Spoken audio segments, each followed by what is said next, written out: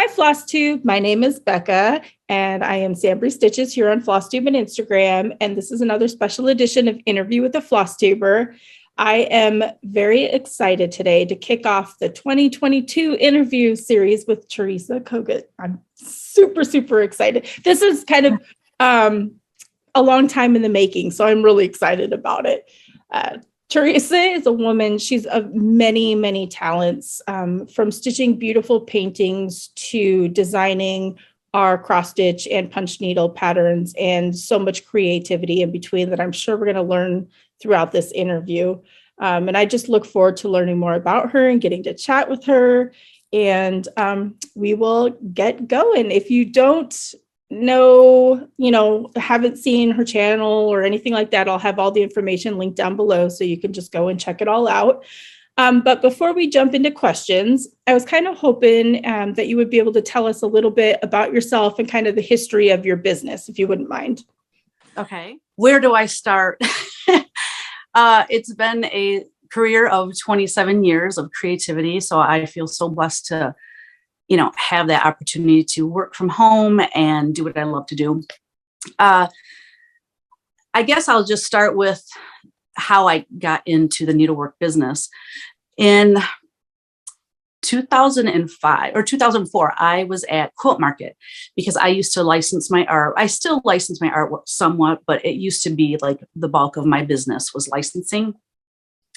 And I was at Quilt Market. I used to work with South Sea Imports, and I was there representing them and showing my new line.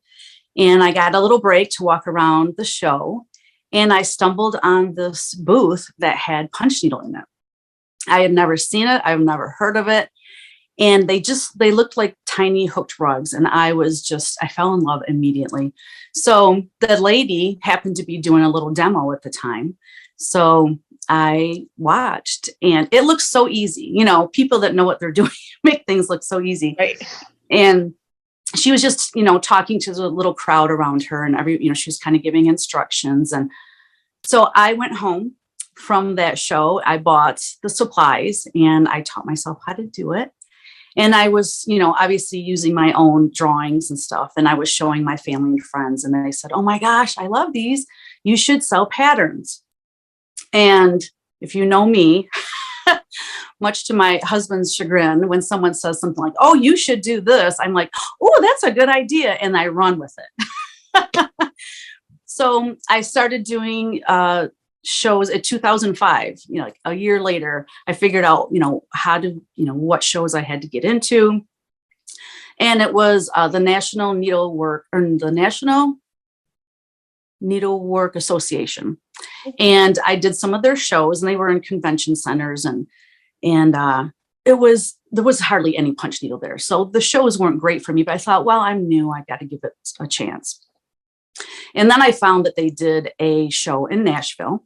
So I attended that, and that went much better because Nashville is more about cross stitch. I mean, that's the focus, but there are some punch needle artists there too. And most of the people that do punch needle also, design cross stitch. So 2 years after doing the show with TNNA at Nashville, they decided they're not going to do the show anymore. And I panicked because I was like, "Oh no, I love this show. We're finally, growing our business."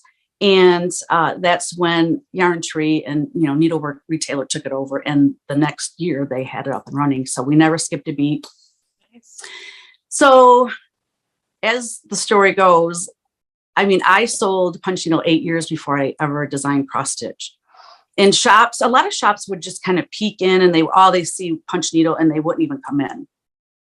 Then it got to where people would start coming in, and they really loved it, but they're like, "We don't sell punch needle. You need to do cross stitch." And after hearing this over and over, I finally said, okay, I need to figure out cross stitch. How do I design it? How do I sell it? I don't know anything about it. So I had a little break. Sunday at the show is usually slow. That's when we all go and visit each other. And I went and talked with Beth Seals from Summer House Stitchworks. And she told me about Max Stitch, and that's the program I learned on, and I still use it today. And she was very encouraging, and, you should do it.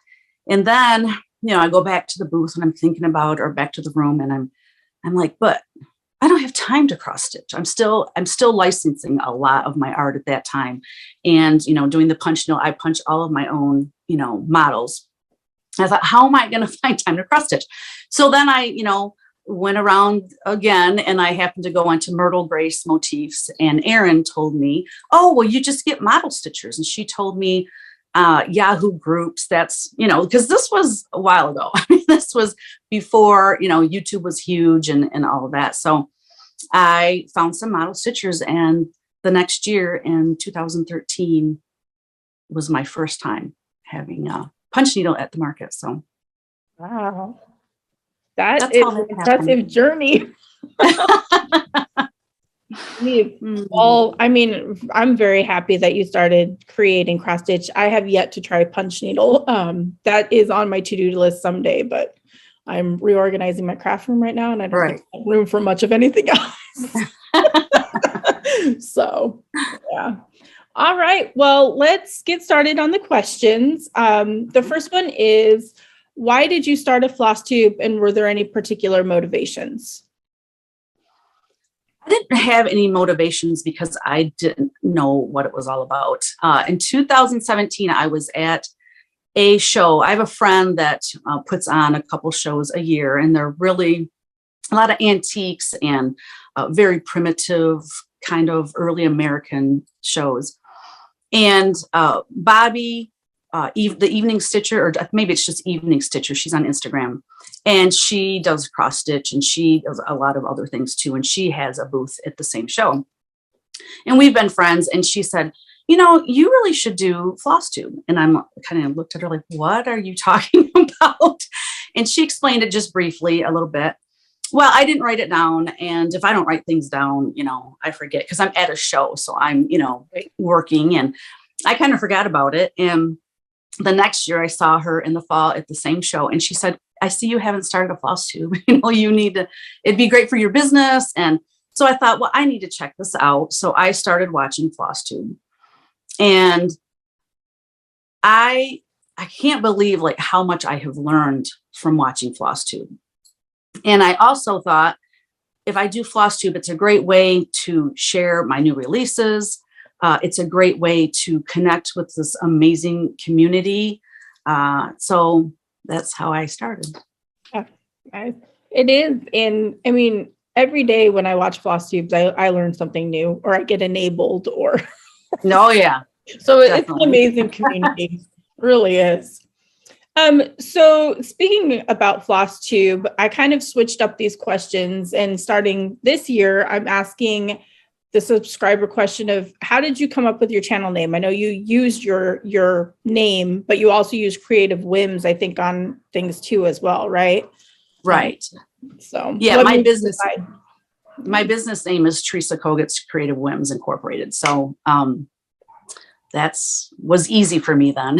Yeah. One thing my agent told me is, make everything with your name in it, name recognition and branding. And that way it's easier for people to find you. So that's why all of my social media, everything is Teresa Koget. That's smart. Yeah. All right. So where do you get your design influence from when it comes to the patterns that you make? Everywhere. I have sketchbooks. I sketch quite often, especially, a couple of days ago, I was blow drying my hair, and I had two ideas that I had to stop what I was doing, run downstairs, get my sketchbook, and I sketched one of them. The other one, I just took some notes down, but it just comes sometimes. And I have so much artwork. I think it's over 4,500 paintings in my library now. Yeah, it's insane. But that's many years of licensing. There was a couple years in licensing we painted, and I say we, because I used to have a ghost painter, but we painted over 300 paintings in a couple of years in a row when it was really, really busy. So I have so much material to pull from. Plus, I'm constantly painting and sketching anyway. So I don't think I can't ever design or chart everything that I would like to. There's just no way. Well, I know that you show like your paintings and different and punch needle, and then people will ask you, when are you going to put that into a cross stitch pattern? I'm sure it's a lot of work, but yeah. Yeah. But it's nice to hear from people on what they like, Right. so. Yeah. Good. Well, that's neat because then you'll never run out of inspiration if you kind of get it from wherever or just randomly. So. Right. That's good. Then we know you're going to continue making patterns for many years to come. That's exciting. Oh yeah. As long as I'm breathing. Good. So I know you kind of touched on this in your videos, and you're a little bit newer to stitching, but how did you learn to stitch and how long have you been stitching? That is funny. A lot of people are surprised when they learn that I just learned how to cross stitch. And I couldn't have had better teachers on the planet. I had Lisa Smith and Teresa. It was at the 2020 fall Farm Girl gathering. And I was working on that huge punch needle, the largest punch needle I've ever done. I can't think of the name of it right now, of course, but I was working on that. But I knew I wanted someone to show me how. So I brought the stuff to do it. The funny thing is I can't see well enough to cross stitch without magnification. So I had on this goofy headset thing. And of course, Lisa took a picture of me with it on. We were just laughing. It was hysterical. But it was uncomfortable. So I really didn't, stitch there. I waited until I got home. I got the proper tools, the comfy spot, the stitchy spot, you know what I mean? And I got myself set up. Well, and I wanted to learn to do the sewing method because I'm about getting things done. Like I've always been like that throughout my business. And I knew that was a faster way to stitch. Mm-hmm. And the whole reaching under, and I was unthreading my needle constantly. And I was very frustrated. And Teresa showed me how to do the sewing method at the retreat, but it looked so foreign to me. I didn't know what she was doing. And she said, wise woman, she said, you know what? It's just going to click for you one day. And that's exactly what happened. I happened to be sitting and probably doing punch needle or sketching, designing, what have you, in my stitchy spot. And I was watching Kimberly Jolly was doing a close-up video, and she was doing the sewing method. And sure enough, it just snapped. And I grabbed my stuff and I tried it. And I was like, oh my gosh, it's really that easy. It really is once it clicks, Oh, maybe I should try that then, because I'm a Q-snap stitcher. So I do the stab method, but I still have yet to in hand. I've heard people, though, that do that. They have one hand underneath constantly and one on top. I don't know how that works, but that would make sense because you're not reaching under. And that's because when I would do that, that's when I would unthread my needle. And it was just. Yeah, I know. I have a lap stand, so I can two-hand stitch in that. But if I'm just holding the Q-snap, I sit on my couch. And so we have a family room and my husband is at the other end, like watching TV or whatever. And he'll know when the needle comes off. When the floss comes out of the needle. Let's just say that. He's like, happened again, huh? And I was like, yep. I know. When I first started stitching, before I did the sewing method, and even then I still can get frustrated because I'm very new at it. But my husband, I used to stitch upstairs, but I have to have this big old light. And I just didn't like that in my living room. Like, because our living room, like our room is just the dining room, the kitchen, the living room was all one area. So anyways, I'm down in the downstairs now, but I would just get so frustrated. And like you said, my husband, he is like, are you sure you want to do this? Like, you look really irritated right now. And I'm like, I am really irritated right now, but I'm going to get this and I'm going to love it. And I do love it now. So takes a little, getting used to practice. Yes. So do you have a favorite project that you've stitched so far? Well, I've only finished 6, so it should be easy to pick one out of there. I would say Sally Emerson. It's one that is coming out at Nashville in a book with 2 other designs. I love it. So that is my favorite. I think you just posted that on Instagram. I think I saw that. It's really pretty. Thank you. Oh, that's really pretty. Thanks. So what do you enjoy most about stitching? Well, it's relaxing. I like the whole process, to be honest. I'm not crazy about the finishing, but when it is finished and then I just go, oh my gosh, look how pretty that looks when it's all finished. So I guess I just like the whole process, but it relaxes me. I mean, it wasn't when I first started, as I said, but especially if I'm doing fill-in, it's very relaxing. Yeah. The fill-in I used to hate, but now it's just kind of nice because you can, sit and zone or do that at a stitching meetup and just fill in without, miscounting or anything like that. So I think that's become one of my favorites too. Yeah, because I'm terrible at counting. I've discovered I didn't know I was, but I'm right there with you. And I think I've been stitching for, I don't know, 24-ish years, like off and on, not consistent, and I still am terrible at counting. So I don't think that changes. It's just part of it then. It's definitely part of it. So what does the time frame and process look like from like your initial vision, like where you pops in your head and you sketch it, to the final product of putting it into a pattern? That varies greatly. It depends on what the piece is. When I do my angels, because that has so much confetti stitching, or I guess that's not confetti stitching. But there's a lot of color changes. Let's put it that way. And when I bring that into the cross stitch program, I actually scan it in and bring it in as a piece of art so that I can get all those different colors. It comes in looking horrible though. Let me tell you, there's a lot of hours. Those take forever to chart. It takes me forever to pull the floss for them because there's like 30 to 50 colors. And the thing is, it will look great on the screen. I'll print it off. It looks good printed.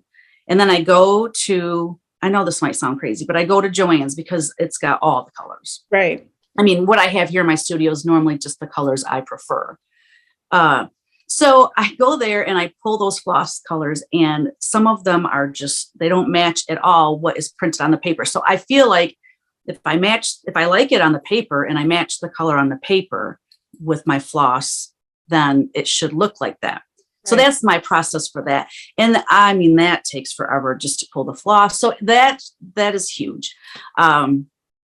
The samplers, those take a while depending on how big the sampler is too, but because I'm moving things around and, the border, a lot of times I start with the border, so those take a while. But then you have, I have some of these more primitive pieces that have a lot of, area around them, and those I can do I just actually charted one and it probably took me 45 minutes because yeah. That still sounds like a long time, but it sounds quicker than like your angels. So. Oh, for sure. Definitely. Yeah. Wow. I didn't realize how much work went into doing the patterns, because I think for me, it's hard for me to grasp how to choose the colors. Like I have things in my head that I would love to just, design, but I think coming up with the colors and getting the colors right and all that stuff, to me, I think that's where I'm hitting the wall. And I think with you you're like a talented artist with your paintings and everything like that, maybe colors come a little bit easier to somebody who has more artistic talents. I don't know, but that's where I'm at. That makes sense. Something I want to do, and this would help you too, is, go through, like go to Joann's or if you have the DMC card that has, pick out the colors that speak to you and make a list of those. Like I want to, because I still kind of all over the place with my colors. I want to narrow that down and have a book that I go to, and I want to have a skein of each. Like here's all my greens that I love: Classic Color Works, Weeks Dye Works, DMC. Here's the greens that are kind of a yellow hue. Here's some more, brown greens. Mm-hmm. And then just every time I design, pull from that instead of, because the program is going to offer every single color out there. And that's what's overwhelming. But if you start, I haven't even done this, but I want to, is, Yeah, have a book that you just, these are my colors and this is what I'm always going to use. I can't do that obviously with the angels or something like that, but for samplers and the rest of the things I design, it would make my life so much easier. It's just finding the time to do it. Yeah. And I think a couple of other designers actually do something similar to that, where they just have like a set kind of group of colors where, you know, you could just keep them on a floss ring and know you can just pull from those basically if you want to stitch their patterns type of thing. So that's actually a really great idea. I didn't even think about that because that kind of makes it more realistic, I guess. Yeah. So because it's overwhelming. I mean, there's so many colors out there. Yeah. So yeah, between DMCs and all the fancy floss and so we're going to get out of stitchy talk a little bit and get to know you a little bit more. And the next question is, what's your favorite genre of book or movie? Well, it's all over the place, just like my work. I mean, I love, Harry Potter, Lord of the Rings. I love those. And I watch those with my husband for the most part, but I love The Notebook. That's probably the movie I've watched the most and I could watch it again. I love those romantic. I'm a romantic at heart. Romantic comedy, I can't say it, comedies, just kind of all over the place. Yeah, well, that is great. I think our community, after doing a lot of these interviews, Harry Potter, Lord of the Rings, Star Trek, that kind of stuff, we have all that in common on top of stitching and crafting, which is it's crazy to think how the one craft kind of opens up a doorway to learn about, everybody liking the same things, basically. Right. We're very similar for sure. Yeah. I learned that like in all these interviews and it's really cool. But just kind of mind blowing at the same time. Right. So what fictional place would you most like to go to? That's a tough one. Mine is going to be so corny. The 100-Acre Wood with Winnie the Pooh. No, that's actually really cool. I love Winnie the Pooh. All of the characters. I think it would be the most fun, carefree place. Yeah. And I would hold Piglet so he wouldn't get, blown away in the blustery days. I mean, how cute are those characters? Can you imagine hanging out with them? Yeah, I think that would be a blast. That would be so much fun. My older daughter, when she was little, was really big into Winnie the Pooh. So I stitched her a Winnie the Pooh birth announcement. So she has that. That's awesome. So I think that would be really, really cool to just go hang out in the 100-Acre Wood. And it wouldn't be stressful because a lot of people are like going somewhere in like Lord of the Rings or, somewhere. Oh my God. Where it's like, that's terrifying. Or you're going to get attacked or something. Right. Oh, that's terrifying.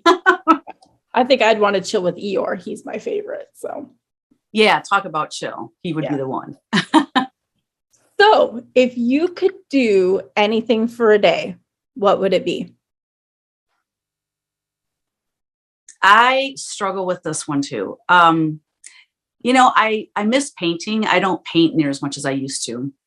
So at first, my first thought was just to be left alone the entire day, have no plans, nothing to do, and just start a huge painting and work on it until it's done.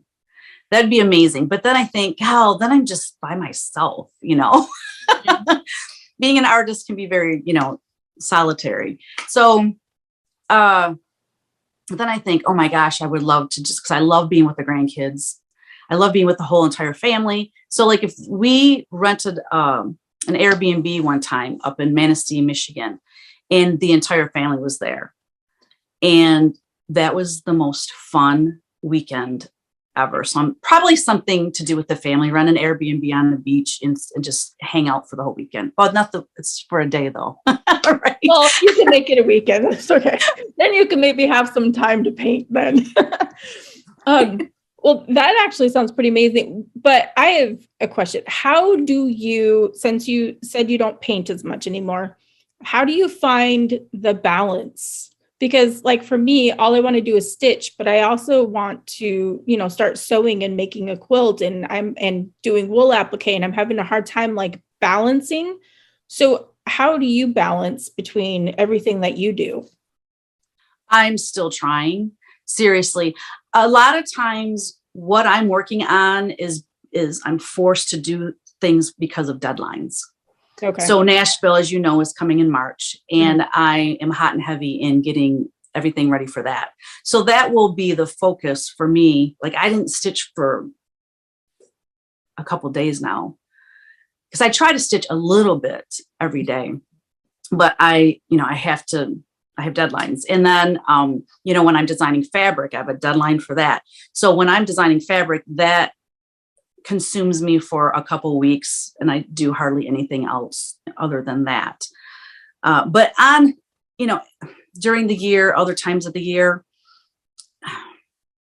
it's hard. I do What You Paint Wednesday with my friend on Wednesdays. We haven't done it in a while because of the holidays and everything, but that has helped me say, okay, every Wednesday for a couple of hours at this time, I'm painting live with my friend. It's a lot of fun.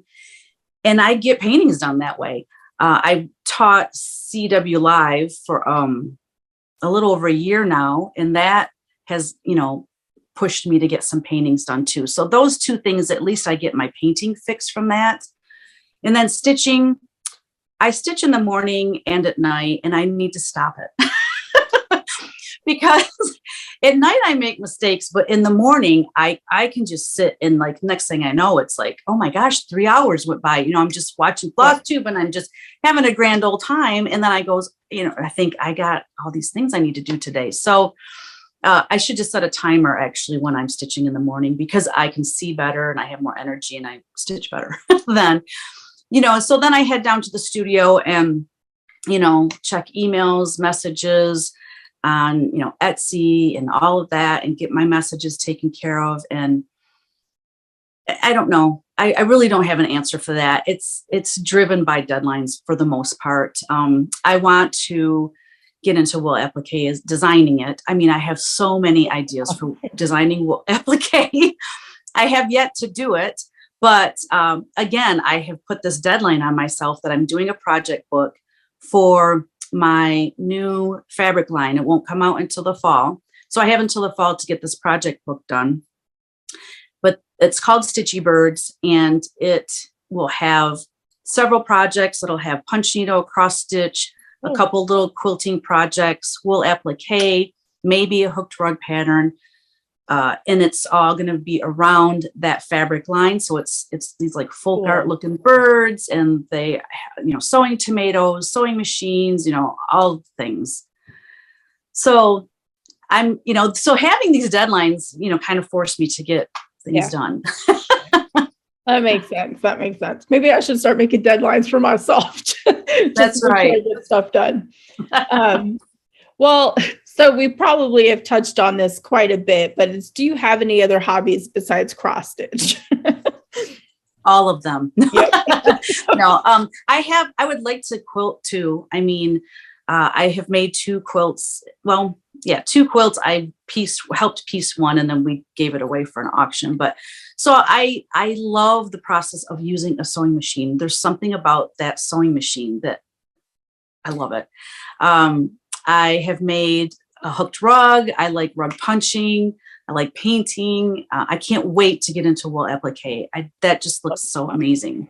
Mm-hmm. Yeah, I love wool. I mean, I've collected wool for many years because of rug hooking. Oh, okay. Now I'm going to be able to use that, in wool applique, because I really don't make rugs a lot. And when I do work on rugs, it's usually rug punching, and you use wool yarn for that, which I also have a collection of. I mean, I have so much stuff. That's awesome.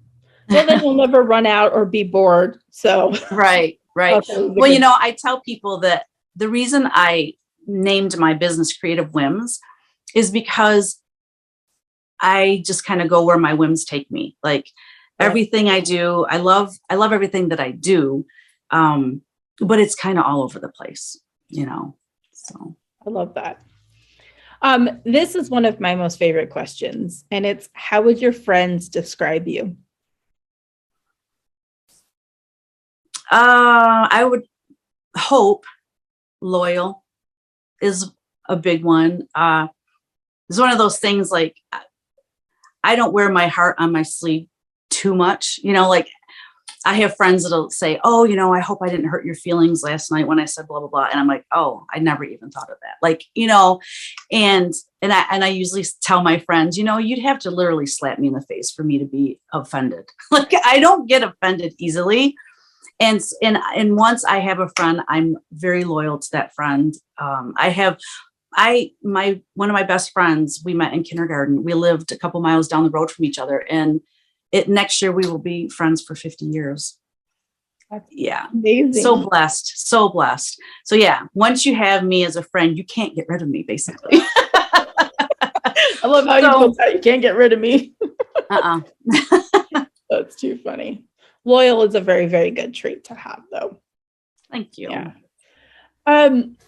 So we already talked about this. You prefer to stitch basically in hand with the sewing method. Do you have like a preferred fabric that you tend to lean towards when you do that, or are you kind of all over the place? Now that one, I'm not all over the place. I like 40 counts is my sweet spot. Yeah. When I learned to cross stitch, this is just my personality. I wanted to stitch in hand using the sewing method on 40 count. So I didn't, because people were saying, well, start with Ada and, work your way. And I'm like, no, because that's what I want. Well, I didn't want to get used to that because that's not where I wanted. I just had a thing in mind. This is what I think is pretty. Like when I see the 40 count, I like the smallness of the holes, and that's just what I prefer. And I'm just glad that there's so many options out there so that there's something for everyone for sure, because not everyone wants to stitch or can stitch on 40. Yeah. I like small motifs and I like things to look small. So, I mean, that makes sense since you were just starting that you just wanted, this is what I want. You already knew. Most people don't. But since you already knew, you might as well just learn that way so that you don't have to, deal with anything else. So right. That's a good way to look at it, actually. So where is your favorite place that you've traveled? And did you bring any crafting or stitching when you went? My favorite place, I would have to say Boca Raton or Boca Raton. I'm not sure how to say that. It was for a sales convention for Books Are Fun.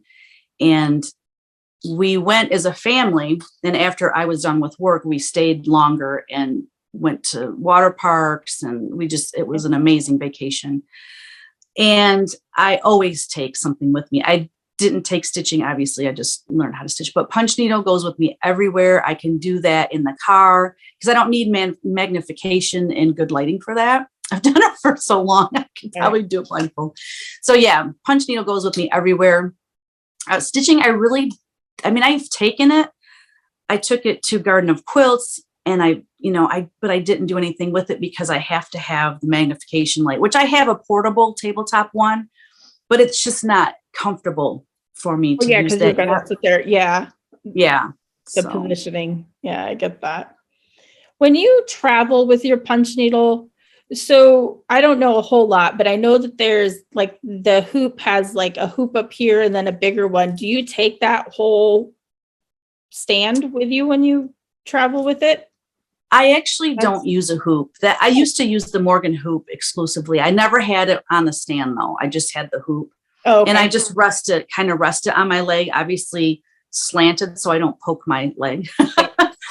But now what I do, because even with the Morgan no slip hoop, no matter what hoop, it's always going to loosen. And with punch needle, you need it drum tight. Yep. So I started buying artist stretcher frames or stretcher bars that you just stretch canvas on. Yep. And I just staple my weaver's cloth to it and I pull it really tight and it doesn't move the entire time. That's a good tip, actually. Yeah, I love doing it that way. And they're dirt cheap on Amazon. And so you buy it like 11 by 14, all these different sizes, and you can have several going at a time that way. And it's cool, inexpensive. Okay. Well, that'll be something for me to keep in mind if I do jump in, because For sure. I found like a little kit at Goodwill that had I guess the needle or whatever it is, the punching part. Yeah. So I was like, okay, well, I'm halfway there. Right. Well, I don't know what brand you purchased. I don't know what they carry at Joann, but you want to make sure, like if you're struggling, I mean, give it a shot. But if you're struggling, it could be the needle. Okay. It's one of those things where your tools really matter with punch needle. So the two I recommend, okay, Ultra Punch is the long blue one. That is the most popular one.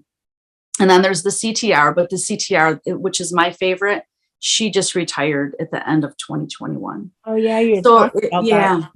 Yeah, which makes me so sad. So I kind of stocked up and I have several just because that's my favorite. But like when I teach now, I'm going to have to just teach with the Ultra Punch. And that's the one I learned on. It's perfectly fine. I have no problem with that needle. And what's nice with that needle is you have the different heights you can adjust, and then you can change the tip to do 1, 2 strands, 3, all the way up to 6. So it's a great needle, very versatile. Yeah, I think it was the blue one that I got, but I'm not 100% sure because it's put away. Okay. So yeah, it'll be good to like work on in practice. So yeah. So when it comes to stitching, what can you not do without, like your go-to must-have for it? That magnifying light. It looks like a dentist light. I know, I've seen them. You have the Bright Tech? Yeah, that has It is amazing, is it not? Yeah. Oh, I just love that thing. I actually bought another one for the studio because I want to do some, stitch with me videos, and I would have to have that. And I have to do that at my studio because it's the only place I have decent internet, which is actually not decent internet, but I have a cell booster so I can use my, cell into it. Yeah. Yeah. So some upcoming stitch with me, that'll be kind of cool. Yeah. When you have time, right? Yeah, definitely not in the next couple months. Yeah. So how do you decide on what you're going to work on next? Wow. I forgot about that question. I don't have necessarily a method. When I first started designing cross stitch, because it was so new to me designing it wasn't in my wheelhouse. I was still licensing a lot. So I would think, oh gosh, in 9 months, I have a show. I need to design some things and get them out there, and then just pray that the model stitchers would get them back to me in time. Mm-hmm. And I decided, as my cross stitch part of the business grew more, I decided this is ridiculous to constantly be worrying about getting things back in time. Because I always tell my model stitchers, stitch it and enjoy it. I'm not going to say you have to have it back by this time. So now what I do is I just design all the time. I'm always charting. I'm always sending things out. And then I wait for it to come back in. And then I go, oh, this would be great for Needlework Expo, or, oh, I should release that at Nashville. Then I don't have to, I have more options, and it's way more chill for them and for me. So one year I just really worked hard getting a lot of models out there being stitched. And that's worked out wonderfully. Fun in the head, definitely. Yeah. Yeah. So, I always make sure I have, Christmas things out being stitched, just all the different holidays, hitting on all of those. And so. Nice. Being prepared. That's definitely. I'm learning it. Yeah. It takes me a long time. I'm sure the process is a long time. So stitching is also, I stitched your Land That I Love. That's like my most favorite sampler. I love it so much. It's up on my wall. I'm so proud of it. So you did a beautiful job. That's one of my favorites. I love that one. So we're actually down to the last question. Oh wow. Yeah, time flies when you're just chatting. Yeah. So this is, what's the best thing that has happened to you within the past couple of years? Riley Blake Designs. I just love designing fabric. And, you know, I designed for 3 other companies years ago, and I hadn't designed fabric in probably 10 to 12 years. And the story, how it all came about actually is funny. So I'll share that with you. It's funny. Okay. So I was showing someone, because I used to do, or sometimes I still do, whims of the past when I do my floss tube. And so I was showing some of my quilting fabric, whims of the past. And Colleen Holt from Stitching with the Sisterlies was watching, and she's like, oh my gosh, we got to get her back into designing fabric. So she gets a hold. Now, I don't know she's doing this. That's the funny part. She gets a hold of Kimberly Jolly and says, you got to watch Teresa's video. Look at this fabric. We need to get her designing again. Well, then Kimberly is friends with, oh my gosh, her name escapes me. Okay. From Riley Blake Designs. Cindy. So she gets hold of Cindy. So then after this is set in motion, Colleen messages me and she says, I did a thing. I hope it's okay. And I'm like, what did you do? A lot. That to me too. She's so funny. So I have her to thank and Kimberly to get this whole thing going. But yeah, so then I got a call from Riley Blake Designs and with Holly and Cindy, and we chit-chatted and we were off to the races. And I feel that I found my home with designing quilting fabric. I just love that company, and the people are so friendly. It's like a big family. Mm-hmm. It's just wonderful. So that's amazing. That's awesome. Yeah. Colleen is like my booking agent, because I think she's the one that messaged you and was like, hey, so. And then she tells me. Yeah, she knows how to make things happen. Yeah, I'll tell you that much. So thank you. Pretty awesome. Yeah. I love it. Love it. All right. Well, that is it. We went through all the questions. I know that this has been a long time in the making, so I'm so glad that we were able to connect and finally get this done. I was really looking forward to it. Yeah, I want to thank you for having me today. And I also just real quick want to give a shout out to this community, because I've been in business for 27 years and I've never felt more at home and happy than where I am right now. I just couldn't be happier. And it's because of everyone supporting my work. And I'm just grateful. Yeah. Well, we have such an amazing community. I can't believe it. And I'm so glad that you feel supported and loved, because you're so talented, and can't wait for future patterns to come out for sure. So thank you.